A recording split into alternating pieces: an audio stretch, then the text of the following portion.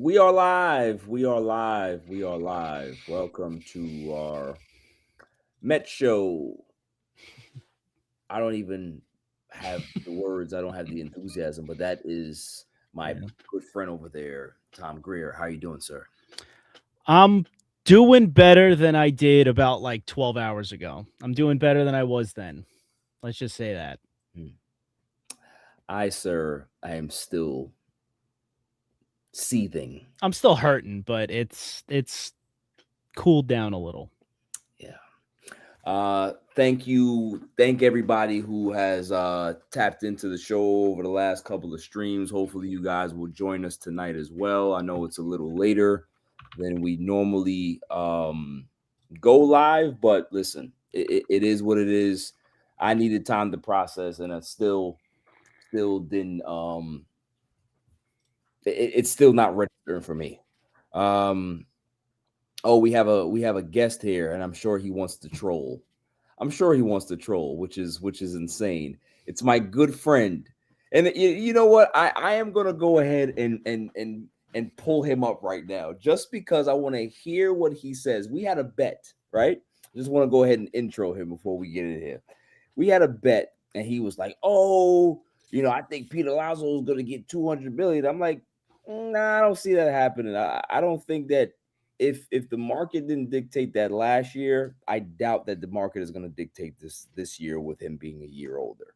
So he was like, "Oh, no, I don't think so. I think he's going to get 200." I said, "Okay, let's bet on it." Then he was like, "You know what? 250." I said, "Oh, this is easy money." So I'm like, "What do you want to do? Friendly wager? What is it?" He's like, "All right, let's bet 50." Okay, cool. The news comes down. He sends me the picture, right?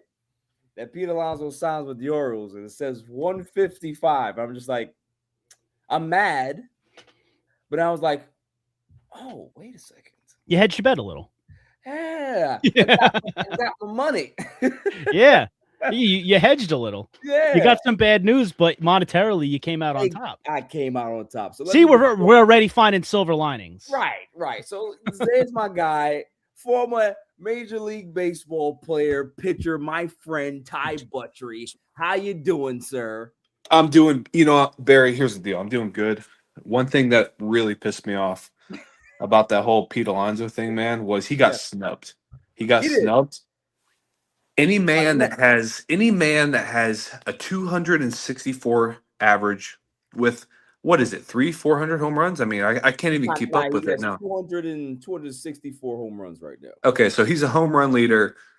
He's a franchise player. He's good at first base, and he actually took a deal less than what he was worth at 150 million. That's embarrassing on Pete Alonso, in my opinion.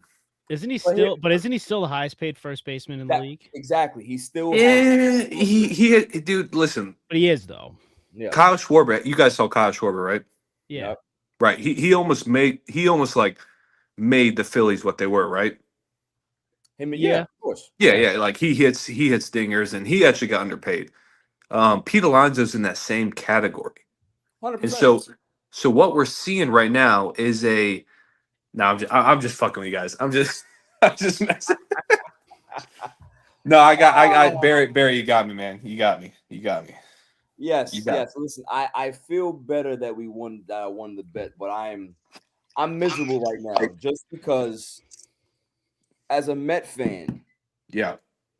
I am I am questioning our leadership right now because if you're thinking about okay, somebody, things had to change. We understood that things had to change, right? That the same team that you had last year is not going to be the same team that you bring back. But it just feels like certain players are being like the scapegoat for the lack of success that this team had last season. And the biggest problem to that I have is that reclamation project of a pitching staff that you put together and assembled. That was the reason why the Mets finished the game out of the playoffs. It wasn't Pete Alonso's record-breaking, not even record-breaking, but he had a career year this year. Juan Soto had a career year. Edwin Diaz had another great year in a walk year, right? So when you look at those guys, those two guys, Pete Alonzo and Edwin Diaz, they weren't the reasons why the Mets lost. They weren't the reasons why the Mets came up short. They weren't the reasons why the Mets are looking at possibly trying to make the playoffs, because we've seen what Steve Cohen just came out and said, oh, I believe that this is a playoff team. This is not what we're asking for. We don't want to be a playoff team. This is not the Cincinnati Reds. We are looking to go for a World Series. There's a complete difference here. So I can already see the gaslighting and the direction of where David Stearns wants to go, and I don't like it, because this is what I said to Tom last night. I think that David Stearns is one of the worst negotiators as a president of basketball operations in baseball. You can be able to make trades all you want, but when you have to sit in rooms with free agents to sell them on the future of your team, he cannot do that. He can't do that. And that's where I'm at with it. Yeah, and even speaking on Pete in itself, like, even if, like, I feel like when you're working with free agency, like, you're paying for a guy for what he did, and usually, like, you're gambling and you're like, okay, if, like, at a Pete's 5-year deal, if the Orioles get 3 where he's really good and then 2 where he's on the decline, I feel like that's good. I feel like that's a good deal. If I'm the Mets, like, I feel like I would eat, especially for his offensive numbers, I would eat the 2 years, I mean, like, think about here's one thing real quick. Here's one thing I want to add to this whole mix. Right. And you guys got to understand this as a player that played in the MLB, and Barry knows this very well. Money, billionaires, they're trying to sell tickets, right? That's ultimately like, let's get this thing very, very clear. Okay. The Shohei Ohtanis, the Mike Trouts, the Pujols, the All-Stars, the championships is great. Okay. But let's be very clear what a person that buys a $2 billion franchise wants to do. They want to make money, or they want to write off a company. Okay. And so they have to justify that. They have to get revenue in to justify money going out.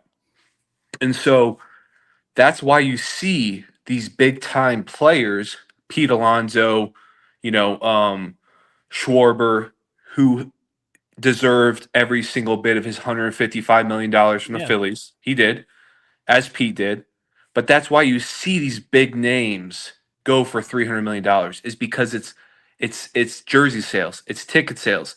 It's the 10 to 12, 13-year-olds that then get to go to that franchise and buy into this culture.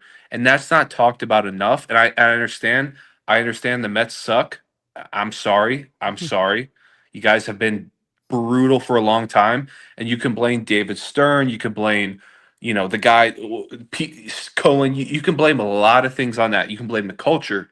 But ultimately, it's a little bit of it's almost like you get lucky, right? The Dodgers, they have their talent is out.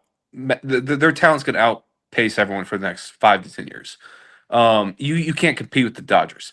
You have these one-off teams like the A's, the Rangers, the Red Sox get lucky here and there. The Yankees are trying to compete.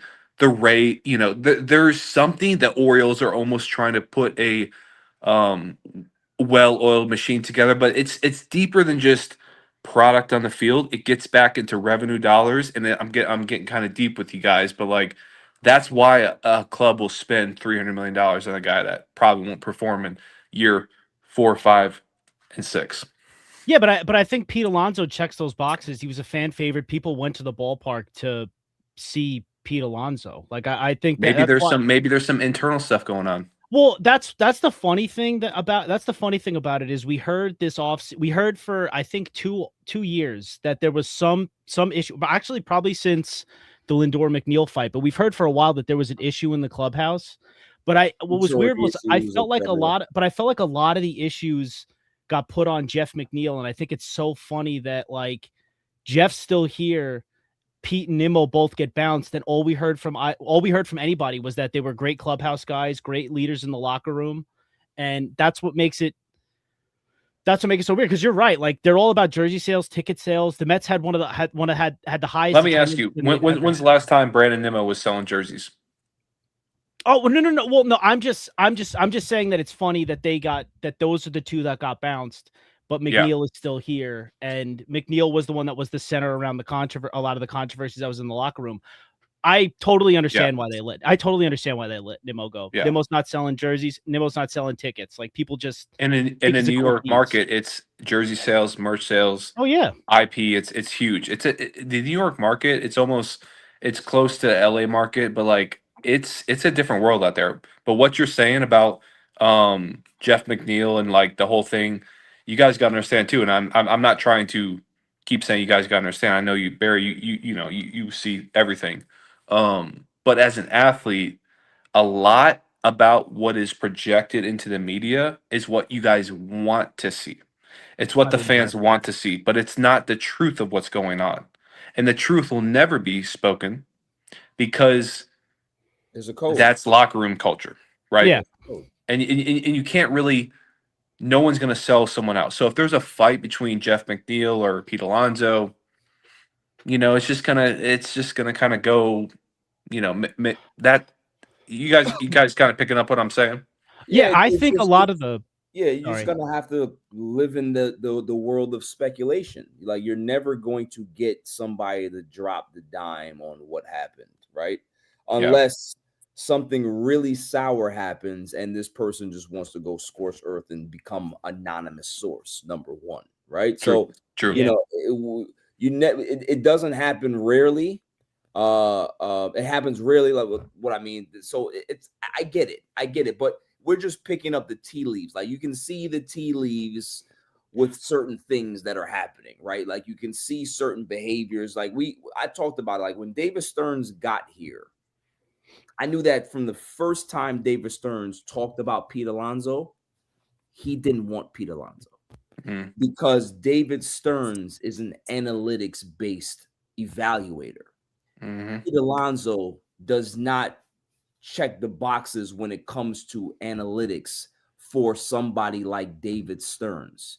He looks at Pete Alonzo as less value than a guy like Jeff McNeil has. And that's the crazy part when you think about baseball, is that people who are old school, have that old school knowledge, have that old school feel, that old school eye about baseball. They look at Pete Alonzo and say, oh yeah, this guy could have played in the 90s. He could have played in the early 2000s just because he has that makeup. While a person like David Stearns is going to be like, oh, well, his advanced analytics doesn't really look good. Like this. It's like, well, this is a guy that hits 40 home runs. Yeah, we don't care. I'd rather get a guy like Paul Goldschmidt at first base who is going to give me 285 and hit 9 home runs than have a guy that hits 40 home runs and drives in 130, but may hit 245. Like that's his mindset. And that may work in Milwaukee, and that's fine. Yeah. But when you come here and the goal is to compete for championships and make sure you stabilize the franchise to be able to be contenders for year in and year out, what you've done in the last year and a half has not told your fan base that. Right. So you're saying one thing, and then your actions are doing something completely different, because let's just be honest here. We talked about this last night, Tom. 2024 was a fluke. I basically think that they did not believe the Mets were that good. So they went ahead and made fringe deals with these pitchers. Oh, let me go get Severino and go see what we can be able to do with him. Let's go get Manaea and go pick him up off the A's and go see what he can do. Like, and if it works out, it works out. If it doesn't, it doesn't. It is what it is. We're kind of evaluating this season. And then they caught lightning in a bottle. And then if you looked at the trade deadline, what did he do at the trade deadline? He didn't do much. He got Jesse Winker at the deadline. So when you think about like going for it, he didn't go for it at the deadline in 24 anyway. So it tells you that this is how he wants to build his team, because he came back the next year after getting Juan Soto, after signing the biggest contract in North American sports history. Terrible contract, by the way, but keep going. But you do that, and then your follow-up is that you sign Sean Manaea, you You signed Stanek. You got all of these I little. love my guy Stanek. I will never speak poorly about my man Stanek. That's fine. I like Stanek. I'm not gonna be here to tell you to bash anyone. Stanek was a clear I'm vibe. I'm tracking. I'm gonna do it. I'm gonna do it. Yeah. You know what I mean? So it's like you do all these moves, and again, you don't bring back Iglesias, but you bring back Winker, right? Because why? Iglesias doesn't hit the analytic department that all of those things don't work for you. And then we expected this team to be good. I don't think he did. So again, we're now in year 3 of David Stearns coming up, and we've yet to see him put together an actual team that looks like they can actually compete with all the other elite teams that are in baseball. So again, we have had this illusion that just because Steve Cohen is here and we have the rich man now, is that we're just gonna automatically just spend money, blah, blah, blah. No. David Stearns is literally telling you with all of his moves, he doesn't care about that. Is that this is the long game for him, while we have been playing the long game for 30 plus years. So as Met fans, we are disgusted with this because it's like, we had Diaz. We got the best closer in the game. You let him walk. You got Pete Alonzo, who's literally one of the best first basemen in the game. You let him walk. So what's the plan now? Because now you can't hide behind having these stars at these positions. Now you have to fill these positions with guys who you think are credible and you think are valuable. So where is it? Where's the plan? And that's what Met fans are upset about, because we don't know what your plan is. We don't know what your blueprint is. We have no idea what it is. We knew what Epler's blueprint was. He was very aggressive. He liked to go for the international market. He would make a splash here or two.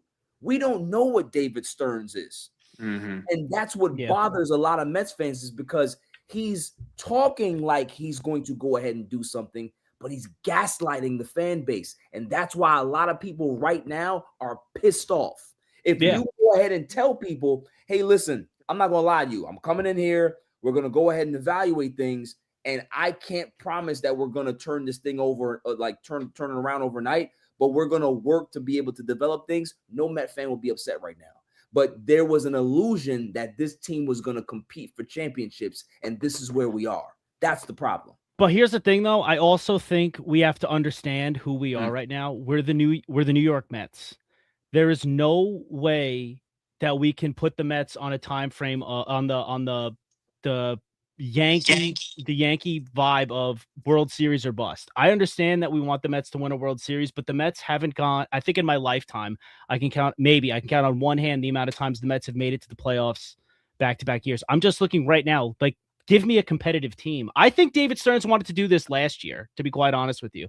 I think he wanted to tear this down last year. He just kind of couldn't because the team caught lightning in a bottle. There were such high vibes. He's like, okay, I guess we'll figure this out. And now they fell on their faces. And he's like, okay, cool. I'm going to tear this down. It's going to suck. And I'm going to build it in my own image. And unfortunately, all we have to go off of right now is two of the best players on the team going away and no action. Like, the only piece of action is Devin Williams, who I'm not all that upset about. Like, I think he's still a really good reliever, but like, there's nothing else has happened. We don't have the ability to react to how David Stearns wants to build a baseball team because we're used to a teardown right now. Yeah. So like, you guys have been in a teardown for a while. Yeah.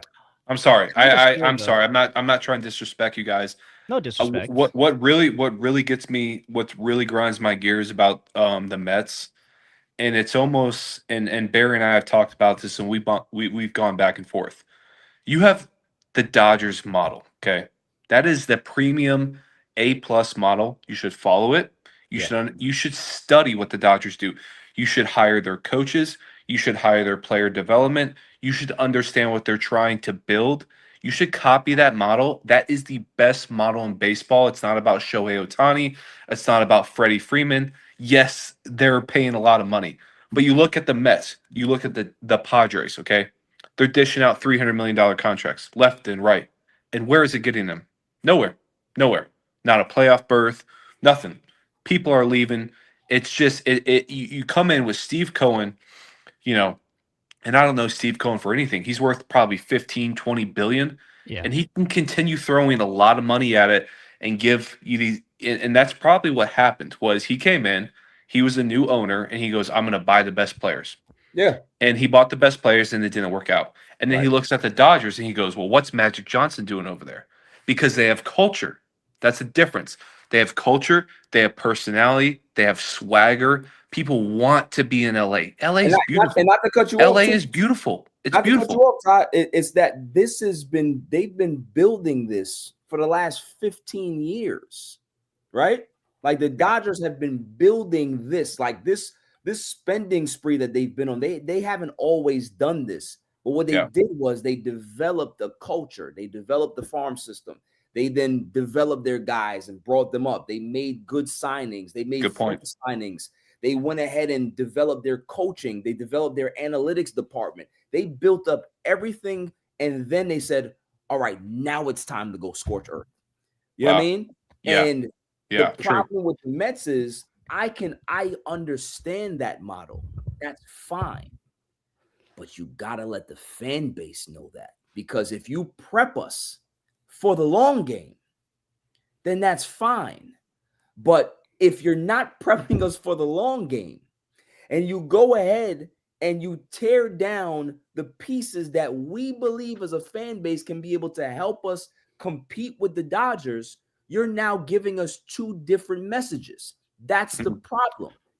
But I think that's what I'm saying. But I think that's kind of sort of what they're doing. I mean, I've heard throughout a lot of last year, and I heard a lot throughout the winter meetings, the David Stearns and the Mets talking about how they have all of these top 100 prospects, that they're building this good farm system, that they have one of the better farm systems in all of baseball. And now David Stearns, who I think one of the talking points for 2024 was that he won with a team that he inherited, which is kind of true. Like a lot of the people that were on that team were a team that he inherited. Now, when that team goes and falls on its face last year in embarrassing fashion, he's going to tear it down and try to build it in his own image. I think it's kind of trying to do what the Dodgers did, at least from year one. David Stearns, you just said the Dodgers have been building it for the last 15 years. David Stearns been here for 2. I get it. It really sucks right now.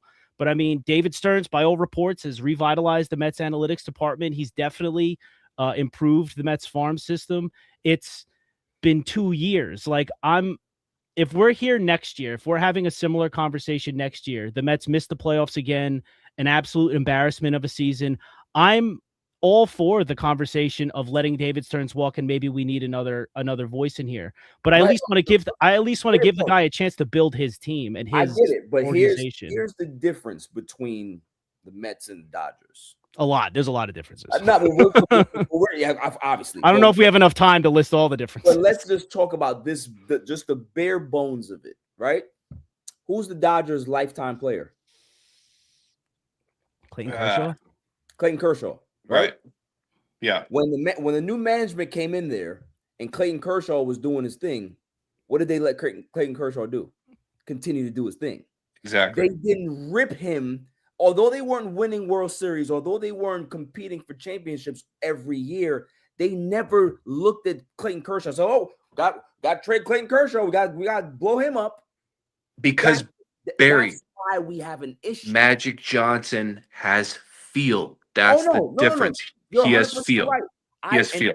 And that's the problem, is that I believe that not only is David Stearns a poor negotiator, he has no feel for baseball.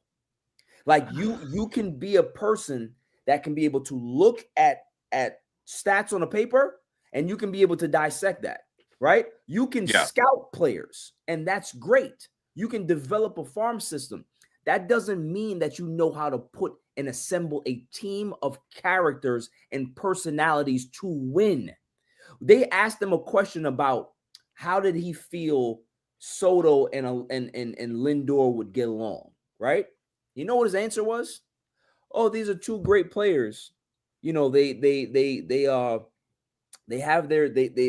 historic players. They know what they have to do and blah, blah, blah, blah. That's not the question that they asked you. They asked you, how are these two players like getting along? Can they coexist? I don't like that. I don't like that, Barry. I don't like that. Go ahead. Frankie Lindor and Juan Soto, the fact that we have to ask that question, that's a character issue on them. Shohei Ohtani isn't being asked if he gets along with Freddie Freeman or Clayton Kershaw. Yeah. They're not being asked. How come it's the Lindor show? How come it's the Juan? But how come it's the Juan Soto show? There's multiple superstars in the Dodgers, and everyone gets along. But how come the superstars in the Mets don't get along? Because they don't win. That's ultimately it. Like, or maybe they have a little bit of an ego problem. Or they I mean, like ego goes in on all sports. Like winning fixes a lot. Not on the Dodgers. Not on the Dodgers. None of the Dodgers players have ego. I'm sure we would see a little if the Dodgers started losing. Ty, we didn't. I didn't see it. Did you guys see it? It's a $1 billion franchise. I didn't see any ego. I didn't see any ego. Ty, in 24, there wasn't. You didn't hear anything about ego for the Mets. There was no infighting, and even if there was infighting, nobody reported it. Why? Because they were winning. Winning cures all. I guess you're. Yeah, there's some element to that. Yeah. Remember, the Mets lost on a. I'm on 1%, guys. I'm about to jump. I'm on 1%. My guy, man. Very nice to meet you. I want to carry this conversation, Barry, because I got a bone to pick. I got a bone to. That's my guy. I think he's done. That was funny. Let me remove him. That was a good conversation. That was really cool. That's my guy, man. That is my guy. Like he's But do you like I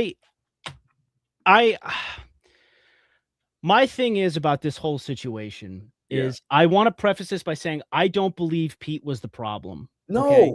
But we've watched since Pete came up, we watched Pete Alonzo be Pete Alonzo. We watched the team with Pete Alonzo, Edwin Diaz, Brandon Nimmo, all these guys. And it didn't do anything. They didn't succeed. It didn't amount to anything. And that doesn't mean that the Mets couldn't have done better with Pete Alonzo, but all that tells me is, okay, the Mets can figure out a way to build a team that will be good and contending without Pete Alonzo. Because they didn't win with him. And no, I agree. That's the basis of the conversation is that although Pete did his thing and he put up these historic numbers for the franchise, they didn't win. But my point to bring up Clayton Kershaw was neither did the Dodgers early on. And he's still there and he retired a Dodger. I guess, but I think it's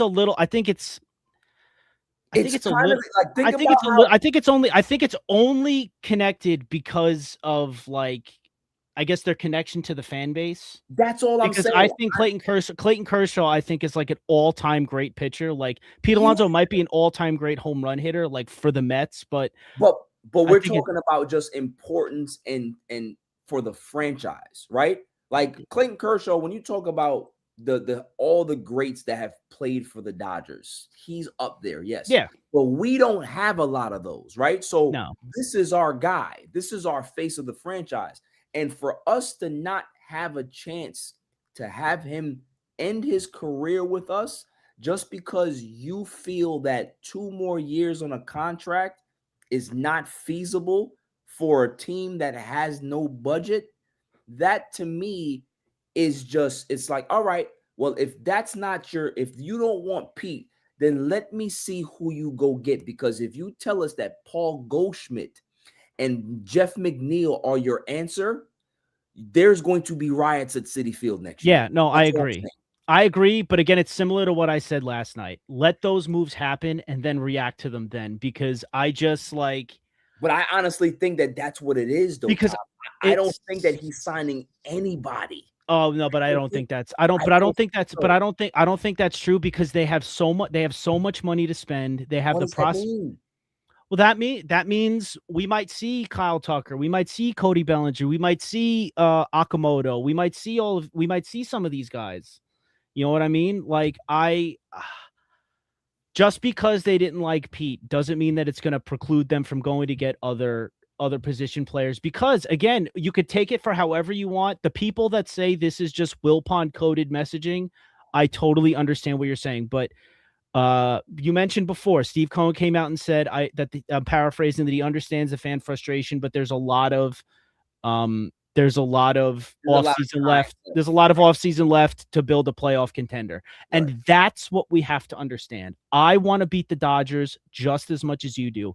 I want to be hoisting a World Series trophy just as much as you do. But we have to understand that the Mets are not World Series or bust. The Mets have to prove that they can be World Series or bust. They have to be able to consistently make me believe they can make a playoff run or make it to the playoffs, which they haven't been able to do in most of our lifetime.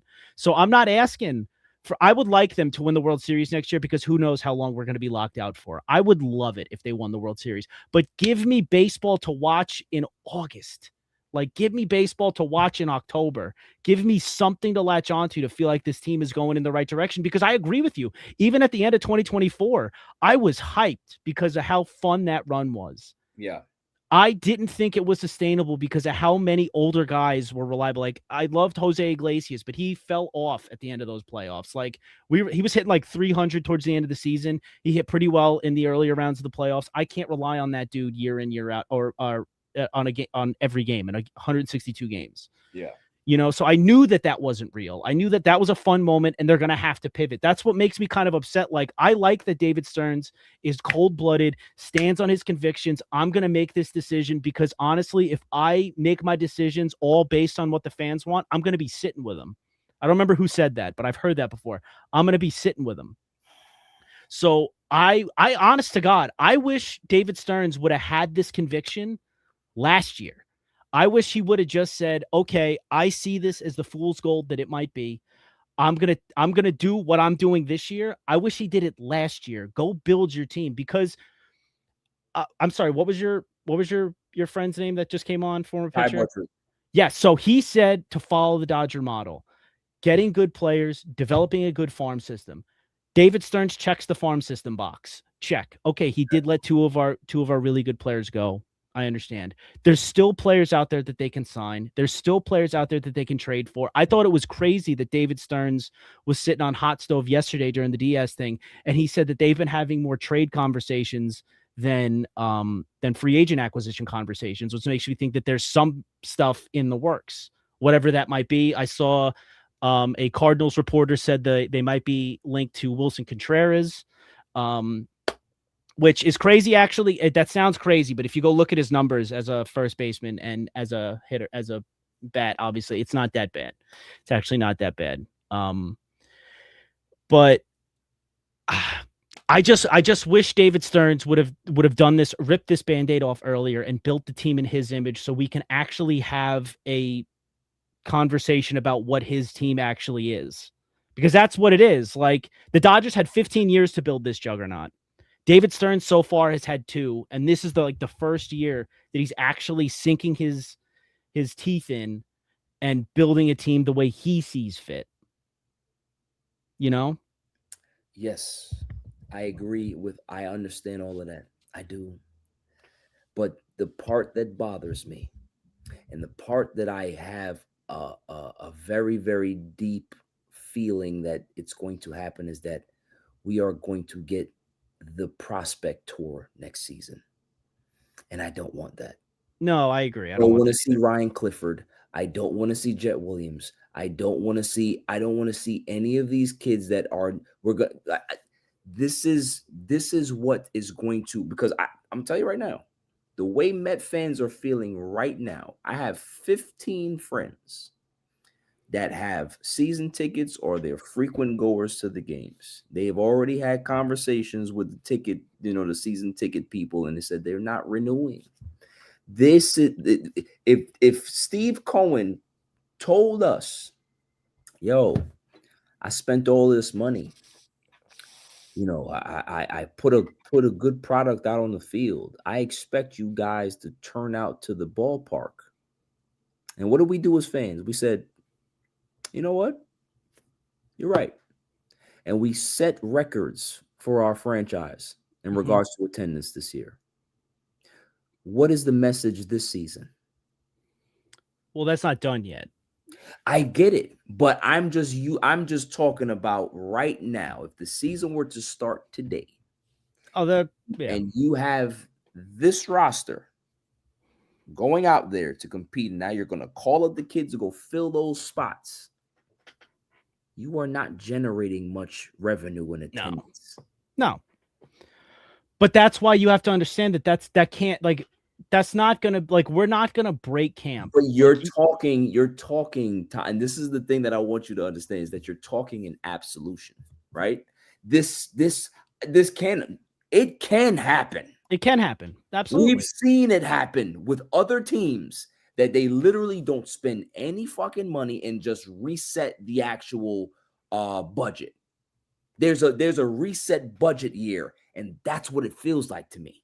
But I don't. But the reason I don't necessarily feel that way is because I've heard a lot of off seasons where the budget concern is brought up Yep. a lot, and it's said by the media, it's said by people in the front office, and I haven't heard that from the Mets. All I've heard is that they have all of these resources that they can tap into. I have heard that the money isn't infinite, but that's for every baseball team except the Dodgers. You know what I mean?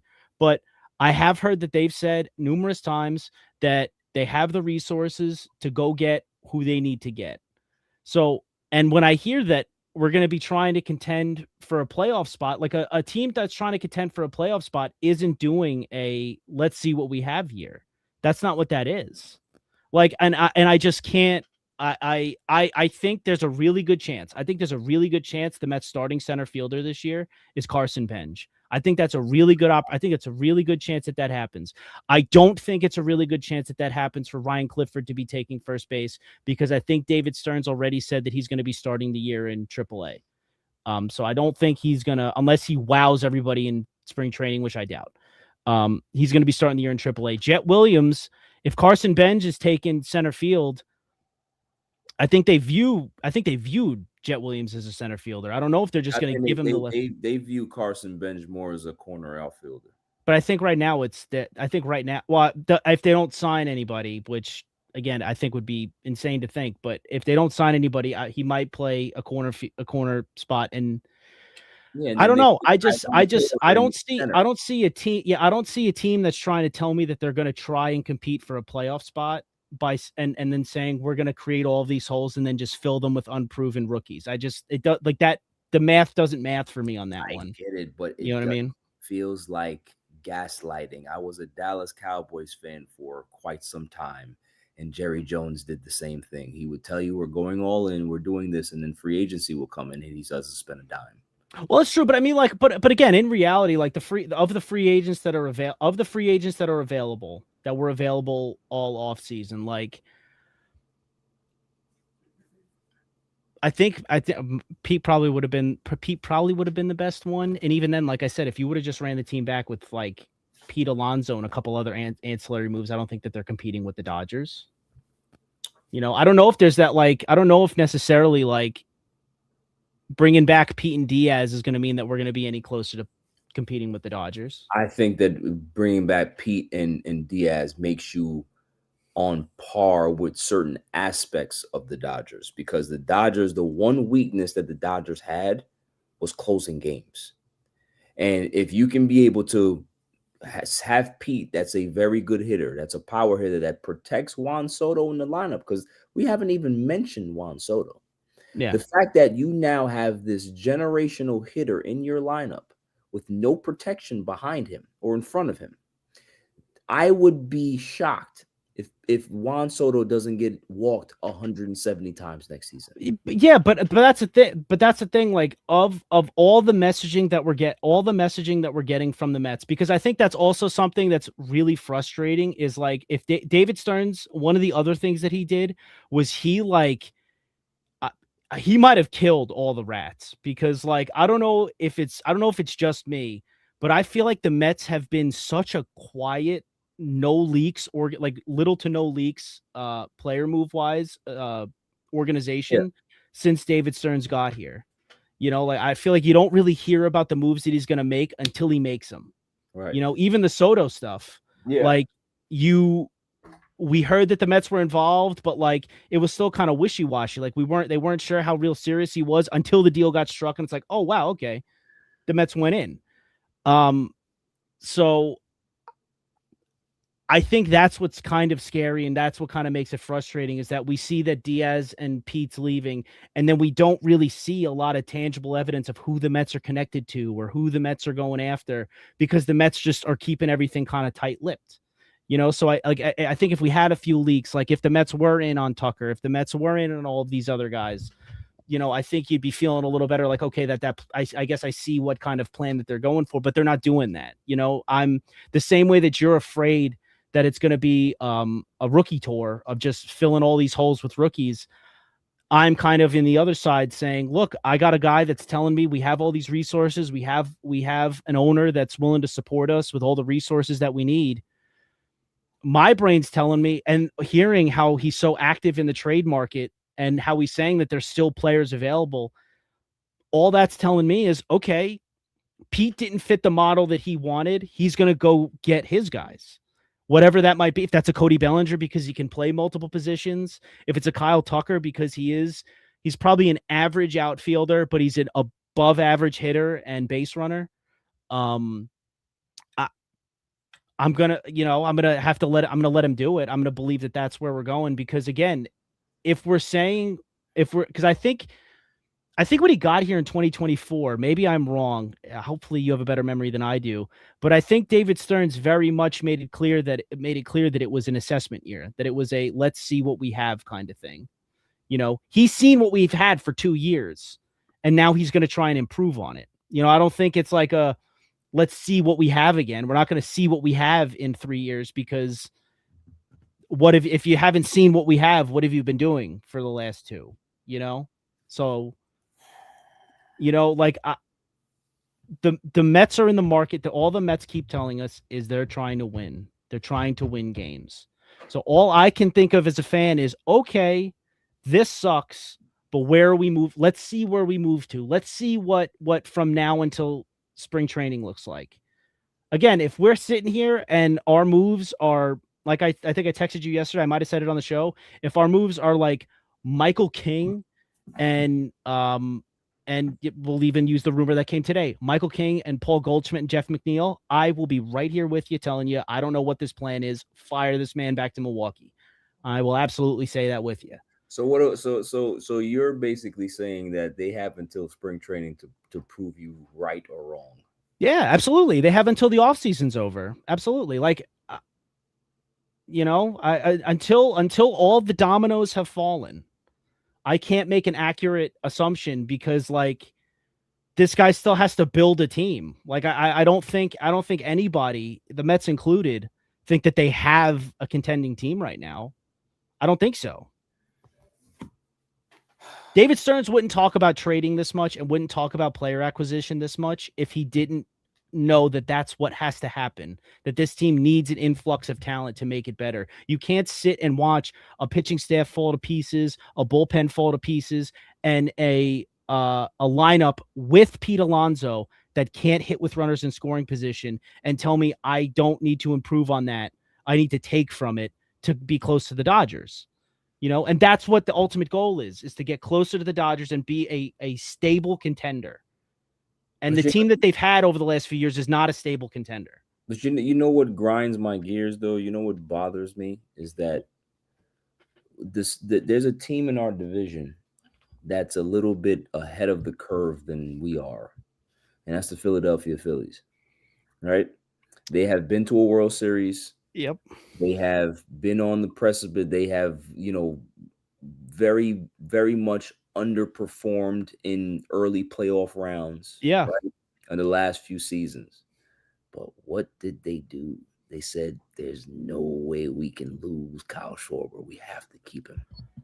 I understand. I very much understand that. But you have to also look at what Bryce Harper. They didn't get rid of Bryce Harper and say that Bryce Harper's the problem. Real Muto's still there, right?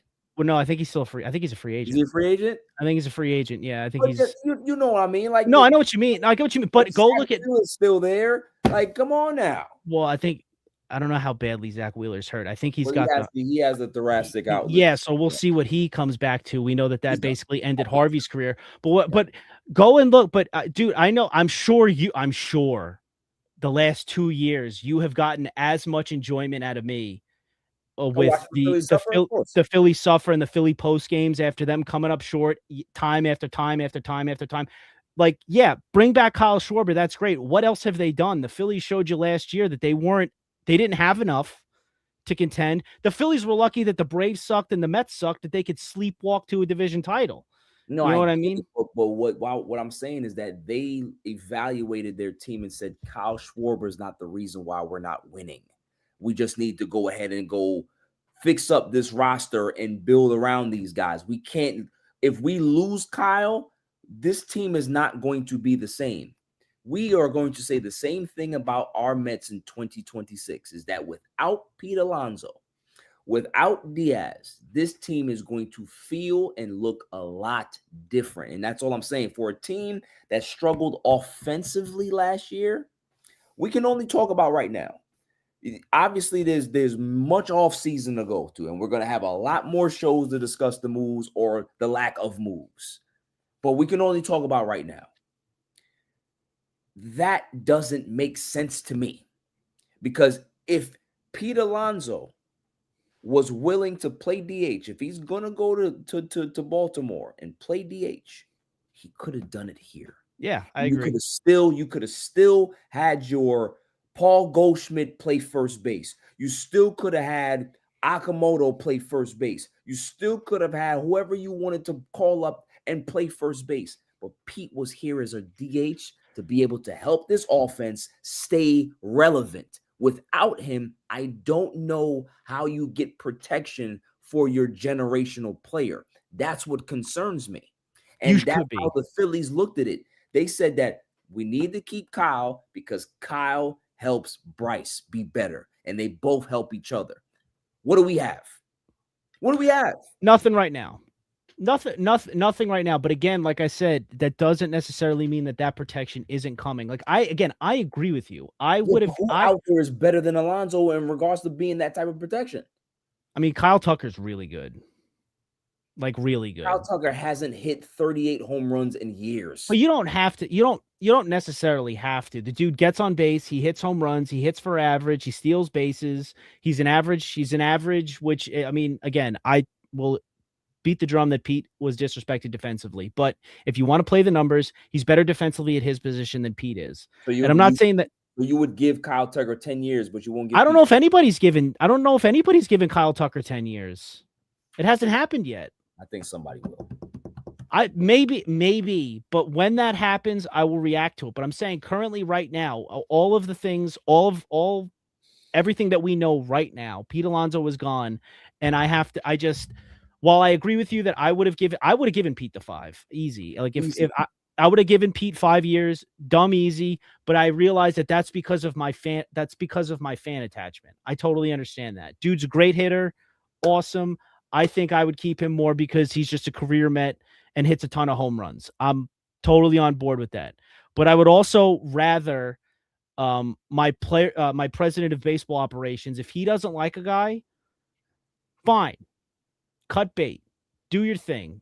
You take care of the team. Like I liked that he signed Soto last year. I didn't like that it sounded like Steve Cohen signed Soto last year, because I want my player of baseball operations running baseball. I don't want Steve Cohen going into David Stearns' office and saying, listen, David, Pete, fan favorite, sells a lot of jerseys. Can you please make it, not even please, make it work? I don't want that, because I don't want my owner touching how baseball is run. You know what I mean? Because Steve Cohen, if giving a 5-year guarantee on a World Series is enough to tell you the man doesn't know how to run baseball operations. That's what David Stearns is here for. So I would rather give David Stearns the time to build what he wants to build, and then we can accurately judge him. That's why I think it sucks that this is happening now, and he didn't do a tear down, rebuild, and build a team in his image last year. I would have loved that. I think it sucked that he didn't really have the ability to build his team, because he basically inherited a team with a lot of guys locked up at certain positions and had to evaluate. You know what I mean? And fortunately for us, and I guess unfortunately for him, that team surprised a lot of people and made him have to, I guess, rethink what his plan was, what his original plan was. You know what I mean? I'd rather take that plan, do what you're going to do. Great. I'm so happy Carson Benz looks like he's legit. I'm so happy Jet Williams is here, looking like he's legit. Ryan Clifford. I'm so AJ Ewing. I'm so happy that we have these guys. Brandon Sproat, Jonah Tong, Noel McLean. I'm so happy that these guys exist. Okay. Now it's time for him to go build what the major league club is going to look like, something he should have done fully last year. You know? So yeah. I mean, look, you know, like what we watch so many years of, and again, I can't stress this enough. Pete Alonzo is not the problem. We watched so many years of Pete Alonzo, Diaz, Nemo. We watched this core for years, and all it's led to us is one playoff berth, two playoff berths, two playoff berths, and that's it. You know, so clearly those guys weren't enough to fully win. So we're not going to win with them. That means we can win with other things. That means we can win with other moves.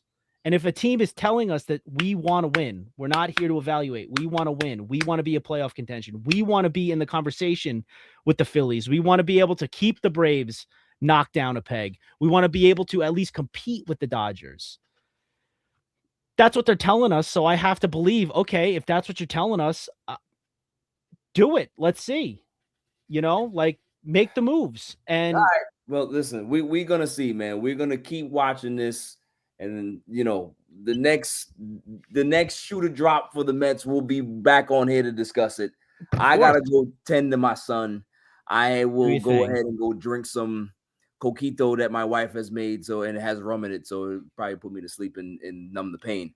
So I love you, Tom. You know, enjoy.